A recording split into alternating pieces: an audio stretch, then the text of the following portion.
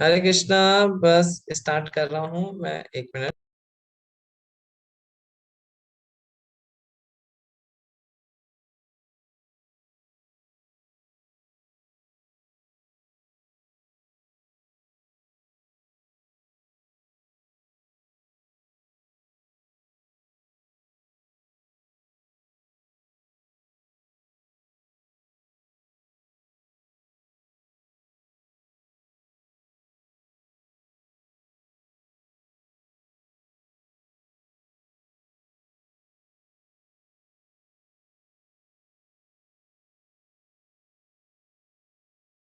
हरे कृष्णा। तो हम स्टार्ट करते हैं।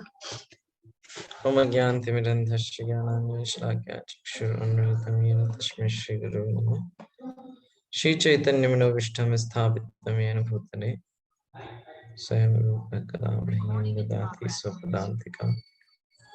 वन्देऽहं श्रीगुरो श्रीयुक्तपदकमलं श्रीगुरून् वैष्णवांश्च श्रीरूपं साग्रजातं सहगण रघुनाथान्वितं तं सजीवम् शाद्वैतं सावधूतं भजे चैतं कृष्ण चैतन्य देवम् श्री राधा कृष्ण पादां सहगण ललिता श्री विशाखान्वितांश्च नमो विष्णुपदाय कृष्ण पृष्ठाय भूतले श्रीमते भक्ति वेदांत स्वामी नित्य नामिने नमस्ते सारस्वती देवी गौरवाणी प्रचारिणे निर्विशेष शून्यवादी शक्ति स्थाने वाञ्छाकल्पतरुभ्यश्च कृपा सिन्धुभ्यश्च पतितानां पावनेभ्यो वैष्णवेभ्यो जय श्री कृष्ण चैतन्य प्रभु नित्यानंद श्री अद्वैत गदाधर शिवासादि गौर भक्तवृंद हरे कृष्ण कृष्ण कृष्ण हरे हरे हरे राम राम। हरे कृष्णा। हरे कृष्णा प्रभु जी, दंडवत प्रणाम। हरि बोल। प्रणाम ब्रो, आवाज आ रही है? ओके, क्लियर है प्रभु।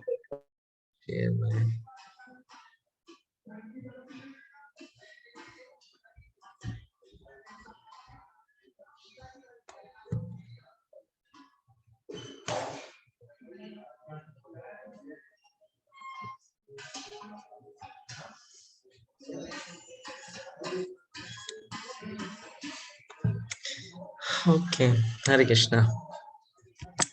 तो हम लोग प्रारंभ करते हैं भगवत गीता यूनिट 1 लेसन 1, जो कि पहला अध्याय पे है। तो हमने जो आप लोगों असाइनमेंट दिया था, आप लोगों ने उसको चर्चा किया, उसको समय दिया उसके लिए? यस प्रभु। ओके, ठीक है। तो हम उसी पे विशेष उसी टॉपिक पे चर्चा करेंगे।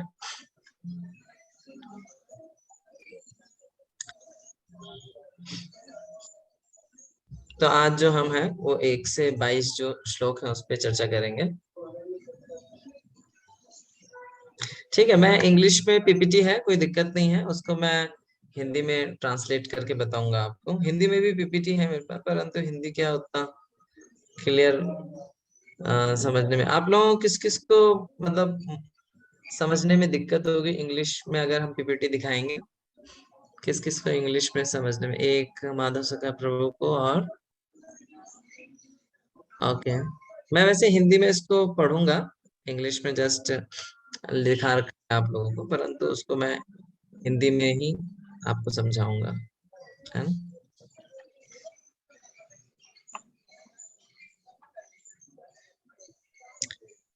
ठीक है। तो ये जो पहली जो यूनिट है, ये दिस यूनिट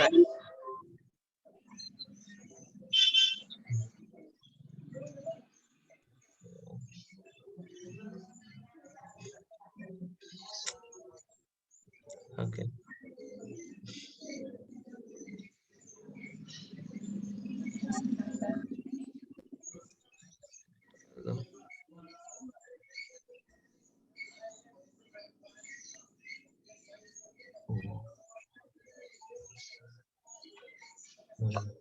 ओके, इस यूनिट में हम विशेष करके जो हमारा जो हमारी जो अंडरस्टैंडिंग है, जो हमारी समझ है उसको हम और गहरे से समझने का प्रयास करेंगे, विशेषकर कि वर्णाश्रम धर्म और कृष्ण भावनामृत के बारे में, क्योंकि ये जो पूरी यूनिट है, पहली यूनिट पहले अध्याय की एक अध्याय से जिसमें वर्णाश्रम धर्म और कृष्ण भावनामृत का कैसे संतुलन किया जाता है या क्या दोनों की अंडरस्टैंडिंग है उसके बारे में चर्चा होगी। This topic, essential to understanding of the Bhakti Shastra, is introduced in the first verse of Bhagavad Gita, Dharma Kshetre, and continues to the 18th chapter, wherein Krishna concludes his discussion on the principle of religion. Dharma, Dharmasya,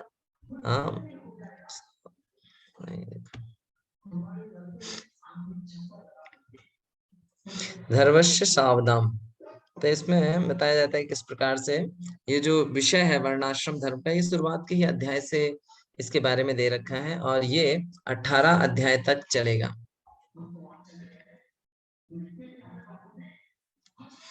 तो आप लोगों ने भगवत गीता देखेंगे तो भगवत गीता की शुरुआत में ही गीता महात्म्य दे रखा है इंट्रोडक्शन में। तो कुछ उसमें से श्लोक हैं, उसको तो हम देख लेते हैं। क्यों भगवत गीता पढ़ना चाहिए और विशेष करके प्रभुपाद जी के भगवत गीता क्यों पढ़ना चाहिए, उसके विषय में भी ये वर्णन दे रखा है। तो इसका एक्चुअली मैं एक पास टाइम पढ़ रहा था शिला प्रभुपाद जी की भगवत गीता के बारे में, कि कैसे शिला प्रभुपाद जी की भगवत गीता मतलब एक तो महत्व क्या है शिला प्रभुपाद जी की भगवत गीता का, और वो कैसे प्रकाशन में आई, कैसे पब्लिश हुई वो। तो उसके बारे में ब्रह्मानंद प्रभु बताते हैं। तो शिला प्रभुपाद जब अमेरिका गए थे तो उन्होंने अपने 2 शिष्य जो कि पब्लिकेशन फील्ड में पहले से थे, जो प्रकाशन का फील्ड था उसमें पहले से थे, तो वो लोग पब्लिश करने के लिए उनको प्रभुपाद जी ने बोला, तो परंतु वो लोग प्रयास करे लेकिन सफल नहीं हो पाए। तो फिर जो उनके एक शिष्य थे ब्रह्मानंद प्रभु, तो ब्रह्मानंद प्रभु जो थे उनको प्रकाशन का कोई भी ज्ञान नहीं था, उन्होंने प्रकाशन की ABCD भी नहीं आती थी।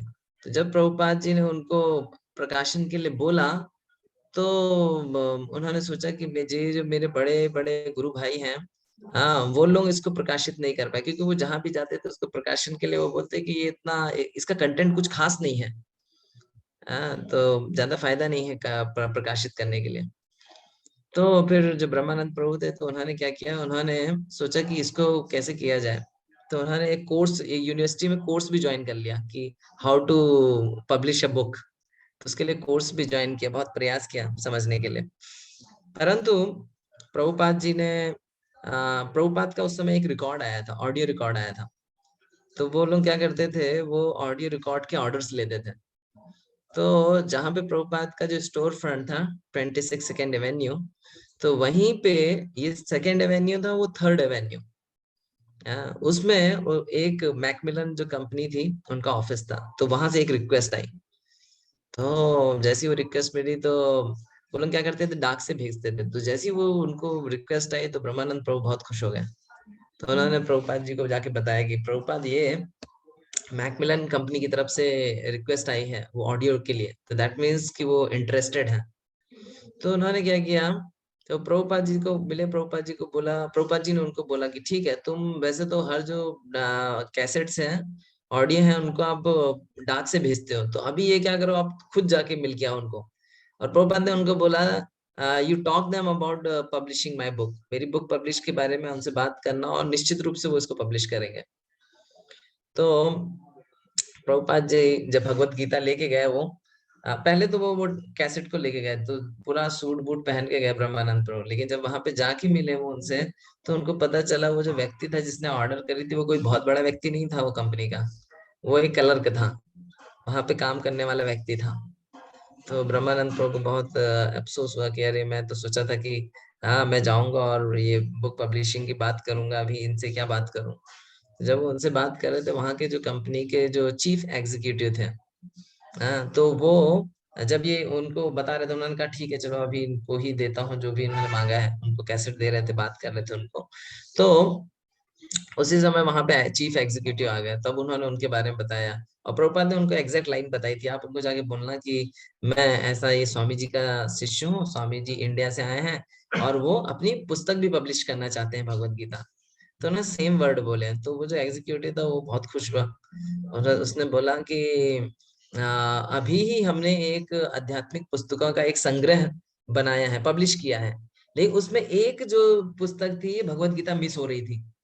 तो अच्छा हुआ तुम ये लेके आ गए, और इसको जो ये इसका जो पब्लिकेशन है मैं निश्चित रूप से करूंगा। तो इस तरह से जो प्रभुपाद जी की जो भगवत गीता है उसका जो फर्स्ट एडिशन मैकमिलन जो कंपनी थी उन्होंने पब्लिश किया। और उसकी और भी कहानी है कि इस प्रकार से उन्होंने उसमें बहुत सारी शर्तें रखी। पहले तो क्या था कि प्रभुपाद जी ने प्रभुपाद जी ने कुछ स्टैंडर्ड सेट किया। जैसे जो पुस्तक थी वो 1000 पेज की थी, उनका उन्होंने बोला कि नहीं 1000 पेज नहीं, इतनी मोटी पुस्तक हम नहीं छापेंगे, उसको 300 पेज की करो। तो फिर प्रभुपाद ने उसको कट डाउन करके 1000 पेजों से 300 पेज करे पहला। फिर उसके बाद उनकी एक शिष्या थी गोविंदा दासी, तो उनको बोला कि आप पुस्तक का चित्रण कीजिए, अलग अलग चित्र बनाइए। तो उन्होंने प्रभुपाद जो कवर पेज था वो जनरल कवर पेज नहीं चाहते थे कि जैसे जनरली और भगवत गीता में आ रहा था। तो प्रभुपाद ने बोला उनको भगवान का जो विश्व रूप है वाला फोटो तुम कवर पेज पे डालो, क्योंकि जो हिप्पीज लोग हैं उनको ये बहुत आकर्षित करेगा कि भैया इसके इतने सारे मुख हैं, इतने सारे वो हैं, तो दे विल फील अट्रैक्टेड, तो उनको आकर्षण लगेगा। तो प्रभुपाद जी ने उनको गोविंदा दासी को बताया, तो गोविंदा माता जी ने वो चित्र बनाया। लेकिन जब वो मैकमिलन कंपनी वाले के पास गया तो उसने रिजेक्ट कर दिया। उसने बोला कि नहीं नहीं ये नहीं चलेगा। अरे यार, ऐसा नहीं। तो उन्होंने रिजेक्ट कर दिया। उन्होंने उस समय उनको बोला कि नहीं नहीं ये यहाँ पे इतना अपीलिंग नहीं करेगा ये। आप क्या करो, इसके इतने सारे सर हैं, इसको इसके इतने सारे सर हटाकर सिर्फ चार एक सर रखो, और इतने सारे हाथ हैं वो सब हटाकर सिर्फ चार हाथ रखो। तो फिर प्रभुपाद के पास वो लेके आते हैं, तो वो बताते हैं कि प्रभुपाद ये ऐसा बोल रहे हैं कि उनका ये इतने सारे सर नहीं चलेंगे। तो प्रभुपाद ने बोला ठीक है कोई दिक्कत नहीं है, Vishnu is more attractive than Vishwaroop of the Lord. भगवान का जो विश्व रूप है उससे ज्यादा अट्रैक्टिव है भगवान का ये चतुर्भुज रूप, सो कीप इट। फिर उन्होंने क्या किया, प्रभुपाद जी ने बोला जो मेरा नाम होगा वो भगवान के नीचे लिखना।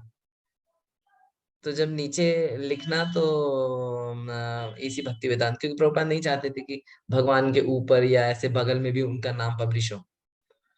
तो फिर उन्होंने क्या किया, जब वो पब्लिशर के पास गया तो पब्लिशर ने क्या किया, नहीं नहीं वो यहाँ अच्छा नहीं लगता, नीचे अच्छा नहीं लगता, इसको साइड में रखो। तो उन्होंने भगवान के हाँ दाहिने साइड पे हाँ उसको रख दिया।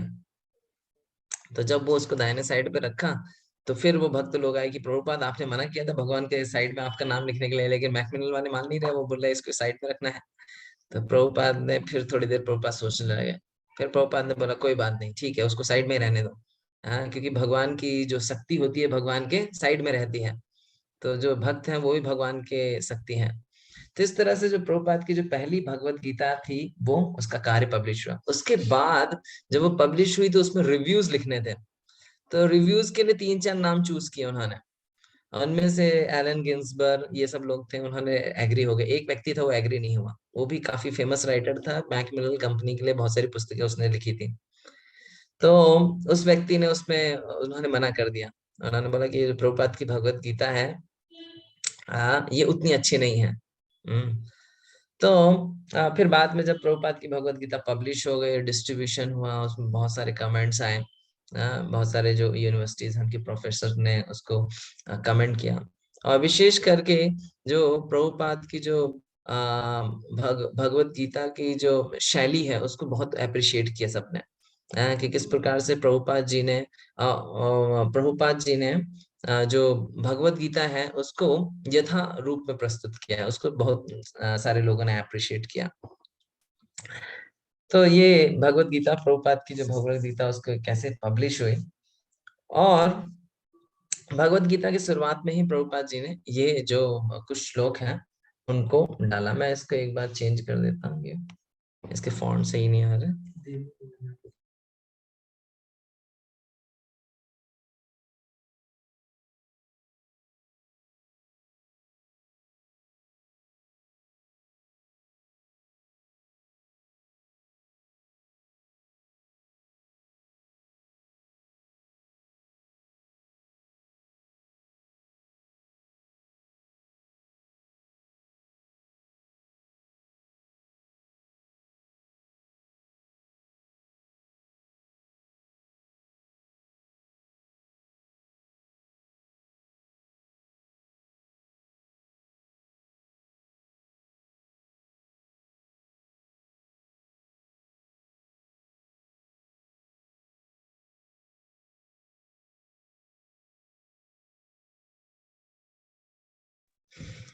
अभी इसके फॉन्ट सही है।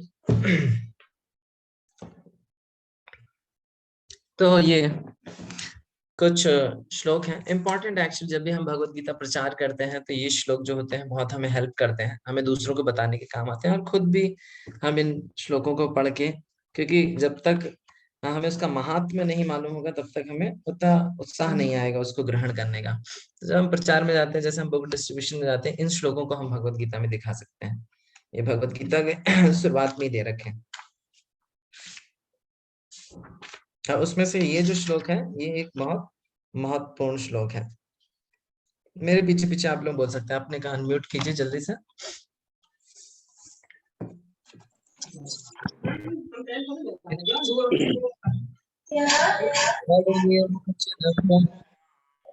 हरि बोल।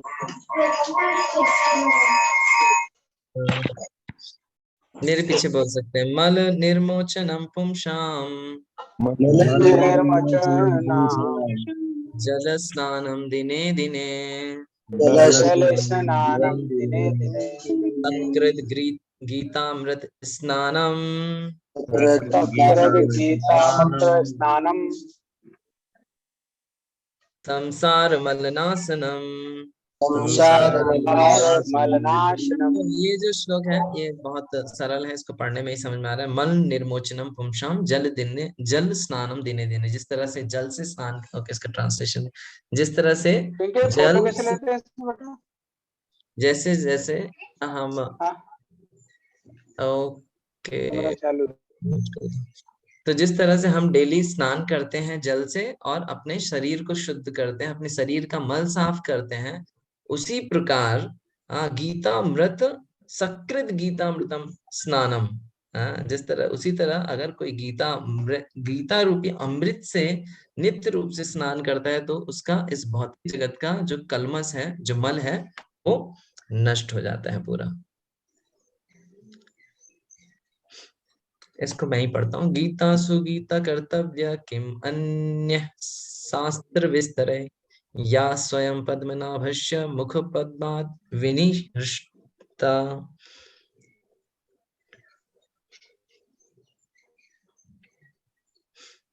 One need only attentively and regularly hear and read Bhagavad Gita. हाँ, सिर्फ हमें क्या करना है, नित्य रूप से भगवत गीता को ध्यान पूर्वक, नित्य रूप से और ध्यान पूर्वक सुनना और पढ़ना है। अन्य कोई शास्त्र पढ़ने की आवश्यकता नहीं है, क्योंकि ये भगवान परमेश्वर भगवान के मुख से स्वयं परमेश्वर भगवान के मुख से उद्धृत हुई है, जो कि सभी शास्त्रों का सार है, निचोड़ है। इसीलिए हमें, कई बार हम बोल सकते हैं, कई लोग होते हैं बहुत सारे वेद पुराण पढ़ना चाहते हैं, लेकिन हम ये श्लोक उनको दिखा सकते हैं किस प्रकार से कि भगवत गीता को पढ़ने से सारे शास्त्रों का ज्ञान प्राप्त हो जाता है। भगवत गीता सारे शास्त्रों का निचोड़ है। सर्वोपनिषदो गौ दुग्धा गोपाल नंदना पार्थवत्स सुधीर भोक्ता दुग्धम गीतामृतम महत्। सारे उपनिषद जो है वो किसके समान है? गाय के समान। ये जो गीता है, गीतोपनिषद, इस ये जो गीता है वो एक उपनिषद है। 108 जो हमारे उपनिषद है उनमें से गीता गीता भी एक उपनिषद है, जो कि सभी उपनिषदों का सार है। ये भगवान कृष्ण बहुत ही प्रसिद्ध ग्वाले हैं, जो कि इन गायों का दोहन कर रहे हैं, और अर्जुन एक बछड़े के समान है, और सुधीर भोक्ता जो बहुत ही विद्वान लोग हैं और जो शुद्ध भक्त हैं वो इसका पान करने वाले हैं, इस भक्त अमृत का पान करने वाले हैं। तो ये बहुत महत्वपूर्ण है कि सारे शास्त्रों का निचोड़ भगवान कृष्ण अर्जुन के माध्यम से हम सब लोगों के लिए प्रस्तुत कर रहे हैं। ओके, ये हमारा असाइनमेंट था कि आप लोगों ने जो आमुख है उसको पढ़ा। अच्छा, कौन कौन आमुख नहीं पढ़ के आया है? अपना हाथ खड़ा कर सकता है, डिजिटली या फिजिकली। ऐसे कैमरे पे हाथ खड़ा कर सकते हैं, नहीं पढ़ के आए हैं, जो जो लोग नहीं पढ़े हैं। ओके, एक नहीं पढ़े। आपका नाम क्या है? आपने अपना नाम नहीं लिखा है, इस्कॉन भक्ति शास्त्री लिखा है।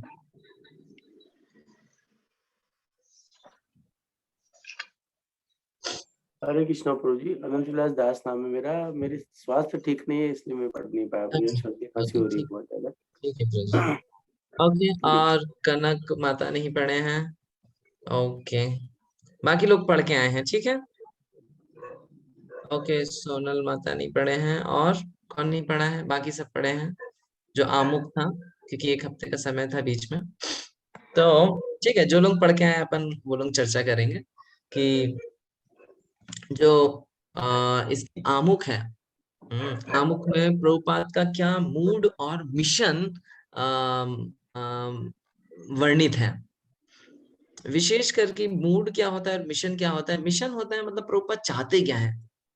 प्रभुपाद ये भगवत गीता लिखने के पीछे, प्रभुपाद मतलब भगवत गीता की कमेंट्री लिखने के पीछे प्रभुपाद का क्या उद्देश्य है, क्या विशेष उद्देश्य है। क्योंकि भगवत गीता तो बहुत सारी हो सकती हैं, और क्यों प्रभुपाद का आवश्यकता है ये अलग से भगवत गीता लिखने की। तो प्रभुपाद का क्या मिशन है और क्या मूड है, प्रभुपाद का मनोभाव क्या है उसको लिखने के पीछे। हरे कृष्णा प्रभु जी, धर्म प्रणाम।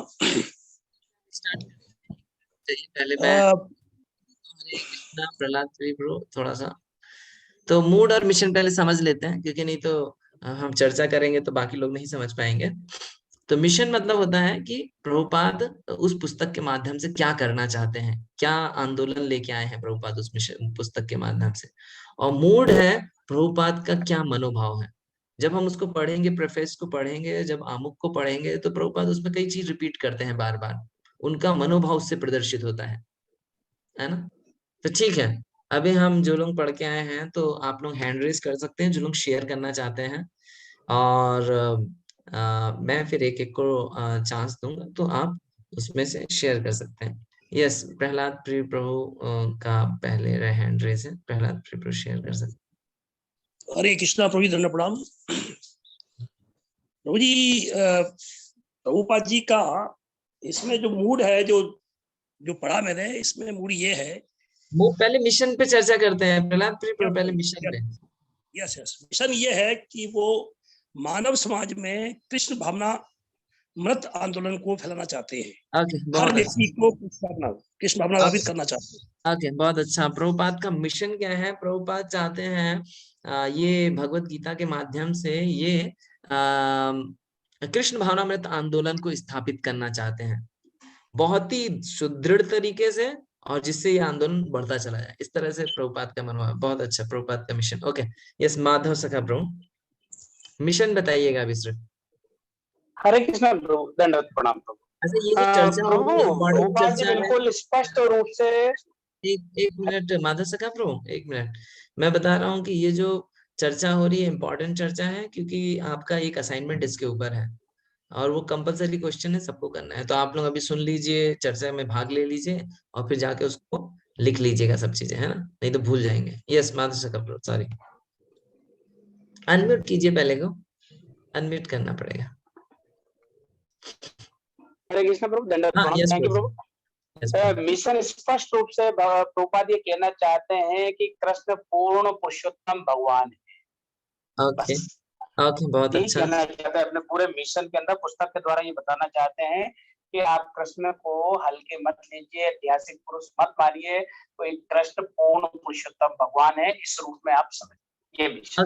थैंक यू माधव सखा प्रभु। एक पॉइंट पहला प्रभु ने बताया, प्रहलाद प्रिय प्रभु ने, कि इसके कृष्ण भावनामृत आंदोलन को, और उसमें सबसे महत्वपूर्ण पॉइंट है परंपरा के अनुसार कृष्ण भावनामृत आंदोलन को स्थापित करना चाहते हैं, पहला पॉइंट। दूसरा पॉइंट माधव सखा प्रभु ने बताया कि प्रभुपाद का मिशन है कृष्ण पूर्ण पुरुषोत्तम भगवान है।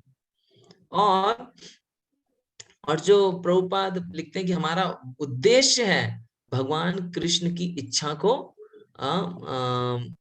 प्रस्तुत करना पुस्तक के माध्यम से। प्रभुपाद भगवान कृष्ण की जो इच्छा है उसको प्रस्तुत करना अपनी पुस्तक के माध्यम से। ओके, यस शांतिपुर प्रभु। हाँ, हरे कृष्णा प्रभु जी। हरे कृष्ण। मुझे जो समझ में आ रहा था मिशन के बारे में, एक तो ये कि जो भगवत गीता प्रभुपाद जी जो है उसको जो है एज इट इज जो है उसको प्रेजेंट करना, और साथ ही साथ जो है जो न्यू जनरेशन के लोग हैं वो इससे बहुत अट्रैक्ट हो रहे हैं। ये जो अभी जो लेटेस्ट भगवत गीता है, पहले का मुझे इतने सालों पहले का पता नहीं, जैसे अपन अभी देखते हैं तो जो प्रचार के है तो उसमें नए जनरेशन ज्यादा अट्रैक्ट हो रहे हैं, और ये because of as it is presenting by Srila Prabhupada. Thank you. Shanti Prabhu ने पॉइंट बताया कि किस प्रकार से प्रभुपाद का उद्देश्य है भगवत गीता को एज इट इज प्रेजेंट करना। प्रभुपाद लिखते हैं, our Krishna conscious movement is genuine, historically authorized, natural, and transcendental due to its being based on Bhagavad Gita as it is। ये जो आंदोलन है कृष्ण भावनामृत, ये सही रूप से जेन्यून, सही मतलब जेन्यून मतलब सही है, ऐतिहासिक है, ऑथराइज्ड है, और ये स्वाभाविक है, और ये दिव्य है। क्यों? क्योंकि ये भगवत गीता यथारूप पे बेस्ड है। भगवत गीता को यथारूप प्रस्तुत करना चाहते हैं प्रभु। ओके ओके, यस दिव्यानी माता। हरे कृष्णा प्रभु जी। प्रभु जी, इसमें मैंने पढ़ा तो इसमें बता रहे थे श्रील प्रभुपाद कि हर एक जो बद्धजीव है वो सब हमारा रियल जो आइडेंटिटी है वो क्या है कि हम सब भगवान के नित्य दास हैं, और Krishna supreme personality of God head है। तो और ये यहाँ पे बोले ना शिला प्रभुपाद, तो मुझे बहुत अच्छा लग रहा था कि हम सबको ये मतलब जानना चाहिए कि कृष्णा जो परमेश्वर है वो कितने महान है।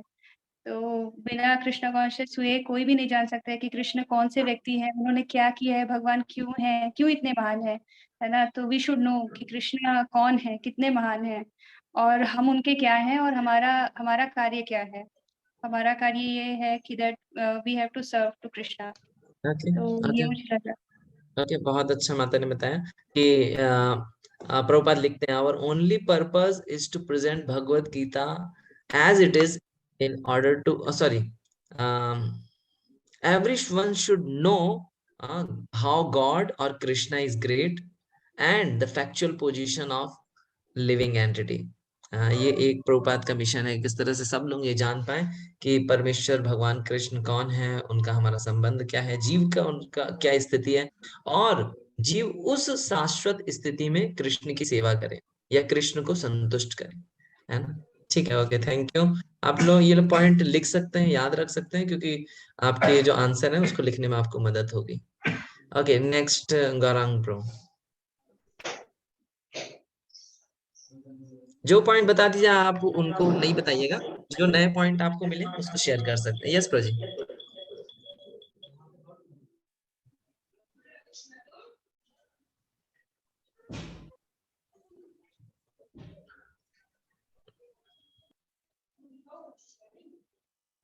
हरे कृष्णा।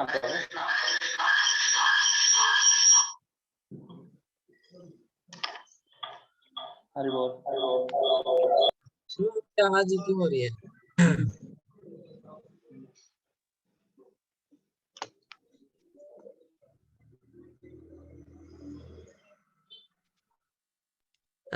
प्रभु जी, आपकी आवाज इको हो रही थी। आप लोग क्या कर सकते हैं, जैसे मान लीजिए अगर पास पास बैठे हैं ना और अपने मोबाइल में लॉगिन है, तो आप उसका साउंड डिस्कनेक्ट कर सकते हैं।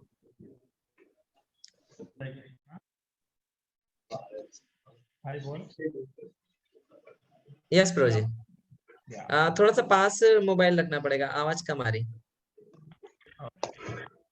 स्पीकर तो बोलना पड़ेगा, लगता है। हरे कृष्ण। हरे कृष्ण। यस प्रभु जी। कह रहा था कि श्रील प्रभुपाद ने जो भगवत गीता जिस तरह से वो प्रस्तुत किया, उनका जो मूड है वो ये है कि जनरली उस समय बहुत सारी भगवत गीताएं वो उस समय अवेलेबल थी, लेकिन सारी भगवत गीताएं जो हैं वो मतलब तथाकथित जो विद्वान हैं, राजनीतिज्ञ हैं और दार्शनिक हैं और स्वामी हैं, उनका जो लिखने का जो भाव था, वो भगवत गीता का जो ज्ञान वो जो लिखे थे उसमें से उन्होंने कृष्ण को एक तरह से निकाल फेंकना था। उनका जो मनोभाव था वो भगवान कृष्ण को भगवान के रूप में स्थापित नहीं कर रहे थे, वो वहां पर वो अपनी जो इच्छाएं हैं, उनकी जो सोच है, उनकी समझ है, उसको वो प्रस्तुत करना चाह रहे थे। तो प्रभुपाद ने ये जो भगवत गीता एज इट इज जो बुक की रचना की, वो उन्होंने जो इस पर अपनी टिप्पणी लिखी, तो ये मायावाद्य भाष्य जो है, ये सारा मायावाद्य भाष्य को उनको हटाना था। और इस कारण से जो है, ये जो अगर कोई व्यक्ति, प्रभुपाद इसमें लिखते हैं कि अगर कोई व्यक्ति इस मायावादी भाष्य को सुनता है तो वो भगवत धाम नहीं जा पाएगा, क्योंकि वो भगवान के साथ संबंध स्थापित नहीं कर पाएगा। इस कारण से जो है भ्रमित हो जाएगा। तो उस वाले पार्ट को जो है एक तरह से पूरा समाप्त करने के लिए उन्होंने प्रभुपाद ने जो है, उनका जो मूड है वो ये वाला एक मूड का एक पार्ट है। ओके, उसको शॉर्ट में बोलेंगे तो Prabhupada Bhagavad Gita as it is present करना चाहते थे विदाउट एडल्ट्रेशन, कोई उसमें मिलावट नहीं, शुद्ध, है ना। तो this was one of the mission of Srila Prabhupada, to present Bhagavad Gita as it is without adulteration, उसमें कोई मिलावट नहीं। ओके, एक दो पॉइंट और लेते हैं, माधुरी माता और फिर दिव्या माता।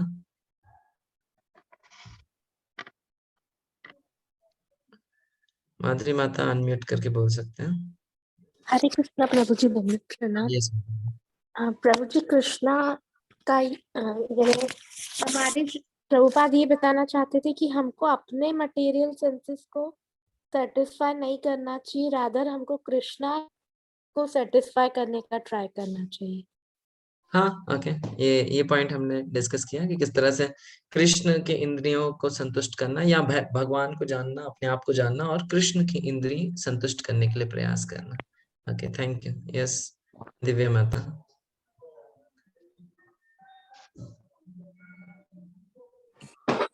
प्रभु जी, मुझे जो एक पॉइंट लग रहा था, जैसे एक पॉइंट उसमें था कि 1000 पेजेस का बुक था पर फिर 300 में शॉर्ट कर रहे थे, तो Prabhupada wanted it to be perfect, कि इलस्ट्रेशंस भी होना चाहिए और सब प्रॉपर सिस्टमैटिक होना चाहिए। ओके, यस, प्रभुपाद का ये भी एक पॉइंट था, किस प्रकार से जो भगवत गीता है उसको प्रॉपर्ली प्रेजेंट किया जाए, पूरे सिस्टमैटिक, ओरिजिनल वर्सेस हो, उसमें ट्रांसलिटरेशन हो, वर्ड बाय वर्ड मीनिंग हो, संस्कृत जो उसका ट्रांसलेशन है वो हो, परपोर्ट हो, जिससे एक्चुअली ये बहुत इंपॉर्टेंट पॉइंट है भगवत गीता एज इट इज का, क्योंकि उसमें हर एक वर्ड का ट्रांसलेशन दे रखा है, कोई उसमें चीट नहीं कर सकता। जैसे कोई लोग बोले कि तुमने उसमें बदल के लिखा है, प्रभुपाद जी ने बदल के लिखा है, तो अपन उसको सामने सामने पढ़ा के दिखा सकते हैं, एक एक वर्ड की मीनिंग दिखा सकते हैं। तो प्रभुपाद का ये जो प्रेजेंटेशन था एक एक वर्ड बाय वर्ड ट्रांसलेशन का, वो बहुत ही क्या कहते हैं, प्रभुपाद चाहते थे कि एक ऑथेंटिक वे में भगवत गीता को प्रेजेंट किया जाए। Okay, thank you. माधव सखा प्रभु, आप कुछ बोलेंगे लास्ट, कोई पॉइंट या किसी का कोई पॉइंट छूट रहा हो? ओके, ठीक है। तो ये कुछ पॉइंट्स हैं कि किस प्रकार से Prabhupada Bhagavad Gita as it is को प्रेजेंट करना चाहते थे, परंपरागत तरीके से, गुरु शिष्य परंपरा के अनुसार जो ज्ञान आया है उसके हिसाब से, कोई उसमें मिलावट नहीं होनी चाहिए, परमेश्वर भगवान के रूप में भगवान को स्थापित करना चाहते हैं। और किस तरह से जीवात्मा का भगवान के साथ संबंध क्या, भगवान कौन है, जीव कौन है, जीवात्मा का क्या संबंध है, और उस संबंध में कृष्ण की सेवा को करना, ये प्रभुपाद स्थापित करना चाहते हैं। और एक और पॉइंट था, the lord want this and he demands it, the central point of Bhagavad Gita. किस प्रकार से परमेश्वर भगवान कृष्ण ही वास्तव में भगवत गीता के केंद्र बिंदु हैं, उसको स्थापित करना चाहते थे प्रभुपाद। और प्रभुपाद लास्ट में लिखते हैं, we hope therefore that people will derive the greatest benefit by studying Bhagavad Gita as it is. Prabhupada बोलते हैं कि भगवत गीता यथारूप है, इसको पढ़ के हम आशा करते हैं, इसको पढ़ के लोग निश्चित रूप से वास्तविक परम अर्थ प्राप्त करेंगे। We have presented it here, and if even one man become a pure devotee, ये लास्ट प्रभुपाद कहते, अगर कोई एक भी शुद्ध भक्त बन जाता है भगवान का, we shall consider the attempt is successful, जो हमारा प्रयास है वो पूर्ण हुआ। तो इस तरह से प्रभुपाद जी का मिशन है ये भगवत गीता। तो इसलिए ये मतलब ये मतलब जब हम प्रभुपाद ये भक्ति शास्त्री कर रहे हैं, ये हमारा मूल हमारा उद्देश्य भी है। प्रभुपाद के ग्रंथों को बहुत गहराई से, प्रभुपाद के मनोभाव को बहुत गहराई से जानने का। नहीं, कई बार लोग क्या करते हैं, प्रभुपाद की पुस्तकें पढ़ते हैं लेकिन उनको समझ में ही नहीं आता मतलब प्रभुपाद किस चीज को केंद्र बिंदु बना के सारी पुस्तकें लिख रहे हैं। ओके, लास्ट सेकंड पॉइंट है, प्रभुपाद का क्या मनोभाव है इन पुस्तकों को लिखे। मनोभाव का मतलब होता है प्रभुपाद जब इस तरह से लिख रहे हैं तो प्रभुपाद के हृदय की क्या भावना है। क्या प्रभुपाद बहुत कुछ उनके मन में विचार आ रहा है कि नहीं नहीं वो ये बहुत बड़ा काम है और मैंने इस काम को किया, क्या मनोभाव है प्रभुपाद का इसको लिखने के पीछे। ये भगवत गीता को जो प्रभुपाद ने लिखा उसके पीछे मनोभाव। ओके, कोई शेयर कर सकते हैं जिसने, इसको कुछ पॉइंट्स हैं हैंड रेज करके क्या मनोभाव है प्रभुपाद का भगवत गीता एज इट इज को लिखने के समय। ओके, बलदेव प्रसाद, दिव्या माता। ओके, यस बलदेव प्रभु आप पहले शेयर कर सकते हैं। हरे कृष्णा, धन्यवाद प्रणाम प्रभु जी, सभी भक्तों को धन्यवाद प्रणाम। उस समय जो जैसे अभी प्रभु जी ने कहा था कि गीता बहुत सारी थी लेकिन सब लोग अपने अपने ढंग से लिख रहे थे, तो प्रभुपाद जी चाहते थे कि भगवान को जो गीता पढ़े वो ये माने कि भगवान है, ऐसा नहीं कि उनको कोई ऐतिहासिक पुरुष मान ले या कोई इस तरह का उस तरह का कुछ माने। पहले गीता पढ़ो तो भगवान है ये मानना है, मायावाद विचार को तिलांजलि देना है। ओके, ये प्रभुपाद का मनोभाव में नहीं, ये प्रभुपाद के मिशन में जरूर आ सकता है कि प्रभुपाद इस तरह से भगवत गीता को यथारूप स्थिति में प्रेजेंट करना चाहते हैं। Okay, thank you Prabhu ji. Next Divya Mata, Prabhupada का मूड, मिशन ऑलरेडी हम चर्चा कर चुके हैं, प्रभुपाद का मूड। प्रभु जी मुझे एग्जैक्ट वो पैराग्राफ अभी मिल नहीं रहा है, पर मैंने पढ़ा था तो मुझे जहाँ तक याद है ऐसा लिखा था कि प्रभुपाद सारा क्रेडिट खुद नहीं लेकर अपने गुरु महाराज को दे रहे हैं और बोल रहे हैं कि वो वही चेंज है कि Krishna himself told about this. तो मुझे ऐसा लग रहा था कि that mood was carrying on. ये बहुत अच्छा पॉइंट कि प्रभुपाद का मनोभाव, प्रभुपाद ऐसा नहीं सोचा मैं लिख रहा हूँ या मैंने ये काम किया या ये मेरे विचार है। प्रभुपाद सारा जो कृतज्ञ क्या बोलेंगे उसको, कृतज्ञ है वो सभी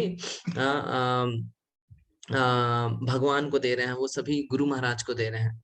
प्रभुपाद लिखते हैं if I have any credit in this connection, इसमें अगर मेरा कोई कृतित्व है, it does not belong to me personally, ये वास्तव में मेरा नहीं है, but it is due to my eternal spiritual master, बल्कि ये मेरा शाश्वत संबंध है। But it due to my eternal, ये मेरे वास्तविक शाश्वत आध्यात्मिक गुरु के कारण है। ओके, यस माधव सखा प्रभु।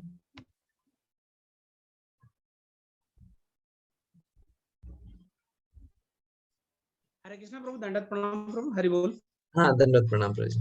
प्रभु, प्रभुपाद जी का जो मिशन हैगा, प्रभुपाद जी बताते हैं कि भागवत गीता का जो मर्म है वो भागवत गीता में हैगा और उसी में से हमको देखना है, आपको अन्य लोगों की बातों पे विश्वास नहीं करना हैगा।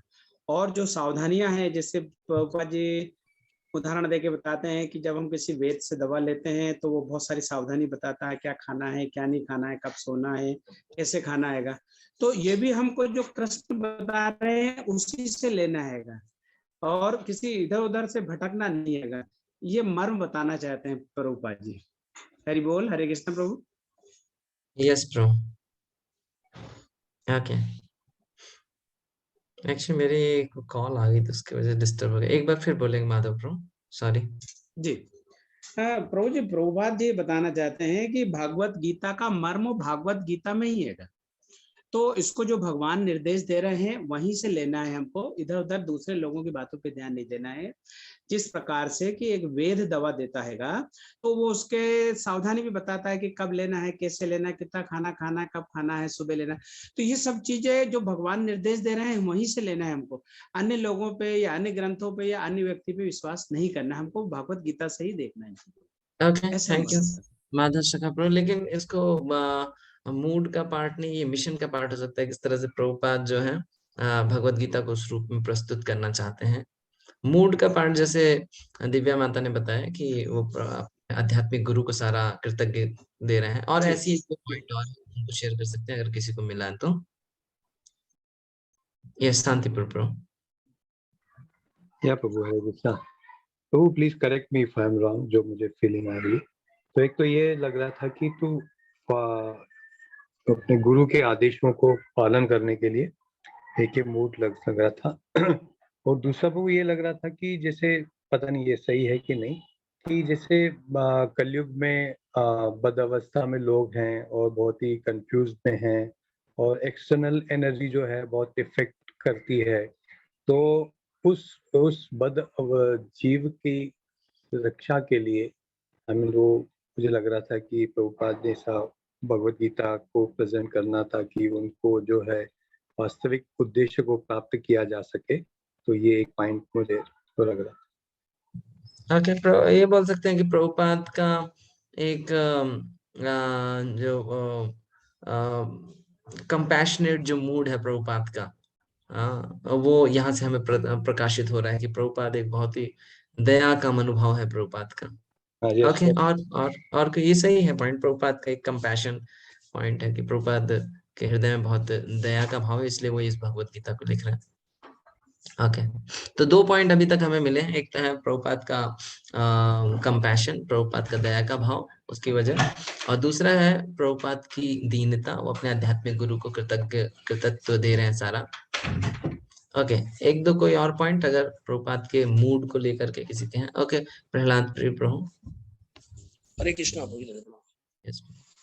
मूड वही है प्रभु जी की, एक तो गुरु के प्रति कृतज्ञता की, गुरु तो हो गया पॉइंट। दूसरा यही था कि वो जीवों के प्रति दया का भाव लेकर के जब वो गए थे वहां पर, कि किस तरह से जीवों का कल्याण किया जाए। गुरु ने जो आदेश दिया था उनको कि जो चेतन महाप्रभु का जो आंदोलन है उसको किस तरह से फैलाया जाए, तो उसी विचारधारा को लेकर के जब वो अमेरिका गए थे, तो वहां पर जिस हालत में लोग थे उनकी हालत को देख करके ही उन्होंने इस भगवत गीता को प्रथम रूप से प्रस्तुत किया था।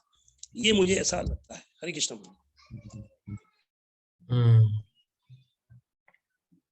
ओके, और जब हम इसमें एक और पॉइंट कंसीडर कर सकते हैं कि प्रभुपाद का जो मिशन है, तो मिशन के पीछे क्या मूड है, ये भी हम उसको थोड़ा सा और एक्सप्लोर कर सकते हैं।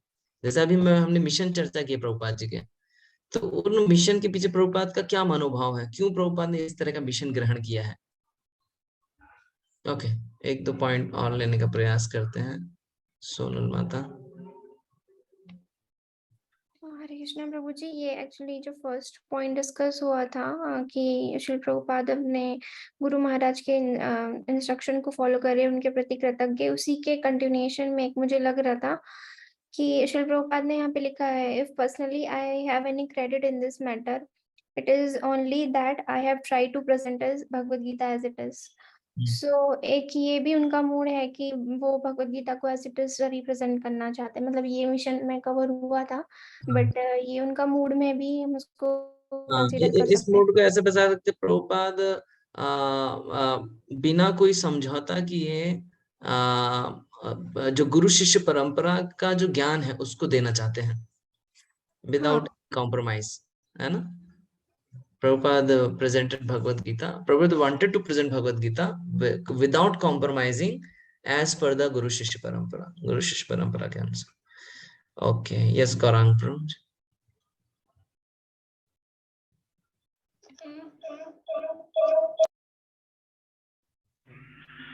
हरे कृष्णा। Yes, Prabhu. हाँ। प्रभु जी, इसमें जो प्रभुपाद ये लिख रहे हैं कि मनुष्य जो है किस तरह से इस संसार में बुरी तरीके से जकड़ा हुआ है और बहिरंग शक्ति के द्वारा वो जो है अपनी इंद्रिय तृप्ति से जो है सुखी होना चाहता है। वास्तविकता वो बताना चाह रहे हैं प्रभुपाद की वास्तविकता ऐसा संभव नहीं है। वो प्रभुपाद इसमें बताना चाह रहे हैं कि ये जो किस तरह से कृष्ण की इंद्रियों को संतुष्ट करके जीव संतुष्ट हो सकता है, खुश हो सकता है। तो ये वाला पार्ट कि भाई हमें पता नहीं है, और वो जो है वो एक तरह से ज्ञान, जो वास्तविक ज्ञान है वो देना चाहते हैं। वो एक तरह से कंपैशन का ही पार्ट है ये भी। हाँ, कंपैशन का पार्ट है और ओके, कंपैशन का ही पार्ट है। और लेकिन एक इसमें और भी पॉइंट है, किस तरह से प्रभुपाद बहुत ही दृढ़ संकल्प है कि प्रभुपाद जैसे लास्ट में लिखते हैं कि ना, अगर एक भी कोई भक्त बन जाता है शुद्ध भक्त, मेरा जो लिखने का जो उद्देश्य है वो पूर्ण हो जाएगा। तो प्रभुपाद मतलब बहुत ही ज्यादा कन्विंस्ड है इस चीज को लेकर।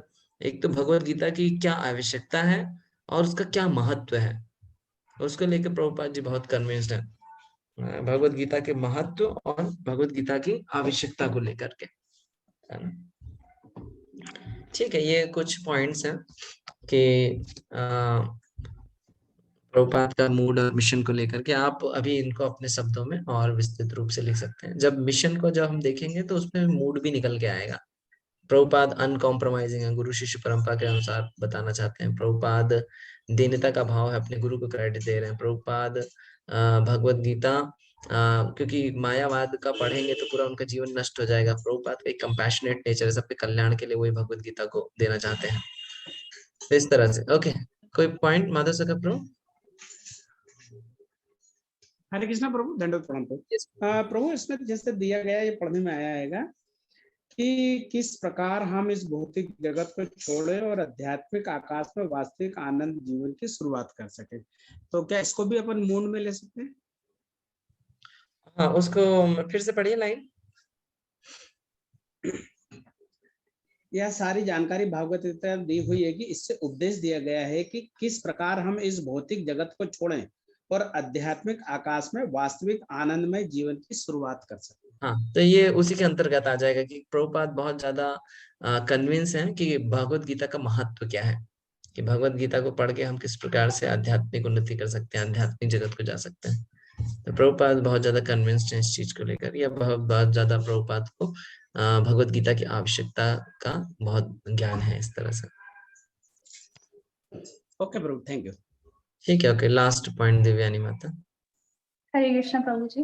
प्रभु जी, मुझे थोड़ा डाउट है, मतलब पता नहीं मुझे वो मूड है कि क्या है। तो प्रभु जी, जैसे हम लोग श्रील प्रभुपाद की बुक्स पढ़ते हैं तो उसमें हर बुक में, मतलब मैंने ये चीज तो पढ़ी है कि श्रील प्रभुपाद बताते हैं हमको कि हमको इस जन्म मृत्यु के चक्रव्यूह से निकलना है। तो ये जो श्रील प्रभुपाद का पॉइंट रहता है कि वी शुड नो कि हमारा रिलेशनशिप क्या है भगवान के साथ और हमको उनका कैसा सेवा करना चाहिए, हम लोगों को यहाँ पर क्या करना चाहिए। तो जन्म मृत्यु के चक्रव्यूह से निकलने के लिए प्रभु जी उनका मूड है कि सारे जो बद्ध जीव हैं उनको जो है मतलब जानना चाहिए कि उनको मतलब इस चक्रव्यूह में वापस जो है बार बार बर्थ नहीं लेना है। वो चरवित चरवना एक वर्ड है ना, उस बुक में मैंने बहुत पढ़ा था, उसमें श्रील प्रभुपाद बार बार रिपीट कर रहे थे। तो मुझे ये उसी के अंतर्गत आ जाएगा माता जी कि Prabhupada is very compassionate. Prabhupada का जो कंपैशन का जो भाव है उसके अंतर्गत आ जाएगा। ठीक है, ये भी प्रभुपाद का मनोभाव है। ठीक है, तो ये कुछ प्रभुपाद के प्रीफेस पढ़ के हम जान सकते, क्योंकि भगवत गीता पढ़ने से पहले हमें मालूम होना चाहिए कि मतलब वो किस मनोभाव के अंतर्गत लिखी है, उसका उद्देश्य क्या है।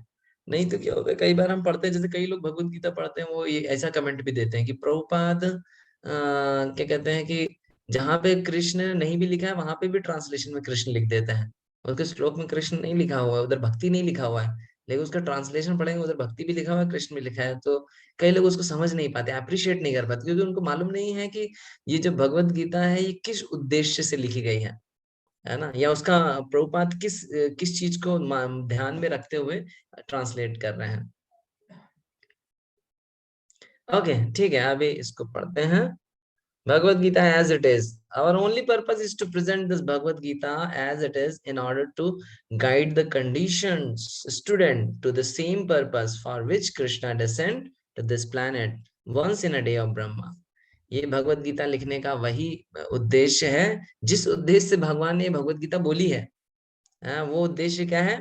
To guide the condition soul, जो बद्ध जीवात्माएं हैं, बद्ध। अच्छा, प्रभुपाद की टर्मिनोलॉजी भी आप देखिए कितना स्पेसिफिक है।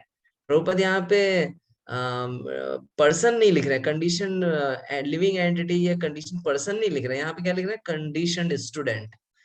क्योंकि प्रभुपाद ये भगवत गीता को एक सिर्फ आध्यात्मिक ग्रंथ के रूप में प्रस्तुत नहीं करना चाहते। प्रभुपाद ये भगवत गीता को एज ए क्यूरिकुलम बुक के रूप में प्रस्तुत करना चाहते हैं। एक स्टडी बुक की तरह प्रेजेंट करना चाहते हैं। तो अभी ये स्टडी बुक है तो इसको कौन पढ़ेगा? स्टूडेंट पढ़ेगा, है ना। स्टूडेंट मतलब होता है जो सिंसियर कैंडिडेट है, जो सिंसियर पर्सन है, वो स्टूडेंट कहलाता है। तो प्रभुपाद ने बहुत ही स्पेसिफिक टर्म का यूज किया, condition student to the same purpose for which Krishna, जिस उद्देश्य से वास्तविक जिस उद्देश्य से भगवान कृष्ण इस भौतिक जगत में ब्रह्मा जी के एक दिन में आते हैं, उसी उद्देश्य से ये भगवत गीता एज इट इज को प्रस्तुत किया गया है। Instead of satisfying his own personal material senses, अपने भौतिक इंद्रिय तृप्ति ना करते हुए, he has to satisfy the senses of Lord, उसको भगवान के इंद्रियों को संतुष्ट करना है।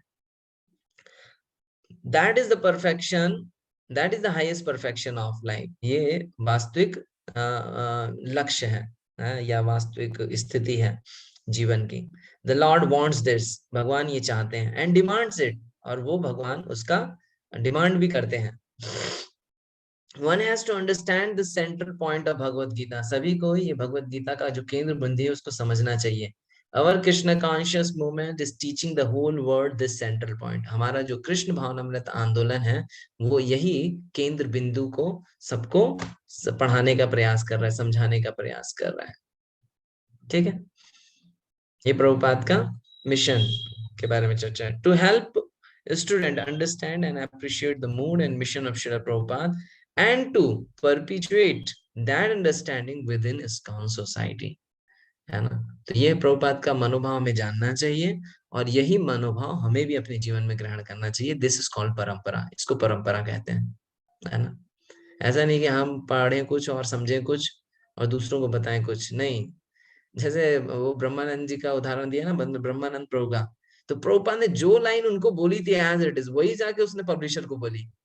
उन्होंने, प्रभुपाद ने उनको बोला था कि तुम जाके उसको बोलना कि एक भारतीय साधु है, मैं उनका शिष्य हूँ और वो अपनी पुस्तक को प्रकाशित करना चाहते हैं। सेम लाइन ही रिपीटेड, उसको जाके सेम एज इट इज बोला उन्होंने कि मैं एक भारतीय साधु हैं, उनका शिष्य हूँ और ये अपनी पुस्तक को प्रकाशित करना चाहते हैं। और प्रभुपाद में बोला था ही विल एक्सेप्ट इट, वो उसको स्वीकार कर लेंगे। एंड इमीडिएटली जैसे ही उन्होंने लाइन को रिपीट किया, हाँ, वो जो पब्लिशर था मैकमिलन कंपनी का, उसने उसको स्वीकार कर लिया। तो ये बहुत जरूरी है। ये भक्ति शास्त्री का एक उद्देश्य भी है कि प्रभुपाद के मनोभाव, प्रभुपाद के मिशन को जानना और उसी जो मनोभाव है उसको ग्रहण करना। ठीक है, अभी पहला श्लोक चालू हो रहा है, तो ओके ठीक है, मेरे पीछे बोल सकते हैं। यही श्लोक आज हम डिस्कस करेंगे, ठीक है, बाकी हम कल पढ़ेंगे। आप अनम्यूट कर सकते हैं और मेरे पीछे बोल सकते हैं। धर्म क्षेत्रे कुरुक्षेत्रे, धर्म क्षेत्रे कुरुक्षेत्रे, सॉरी, सामवेतायुयुत्सवा पांडवश्चैव मामका पांडवाश्चैव अकुर्वत संजया, किम अकुर्वत संजय। ट्रांसलेशन कोई पढ़िए।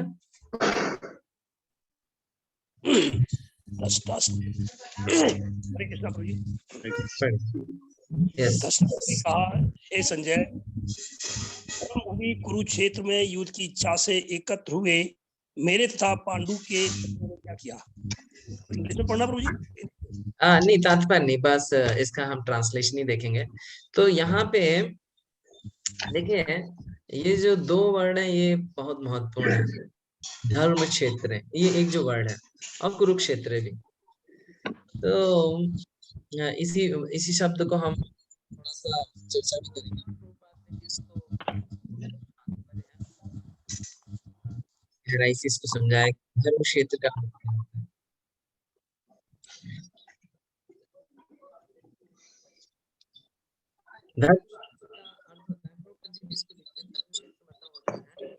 हरे कृष्णा प्रभु, आपकी आवाज नहीं आ रही।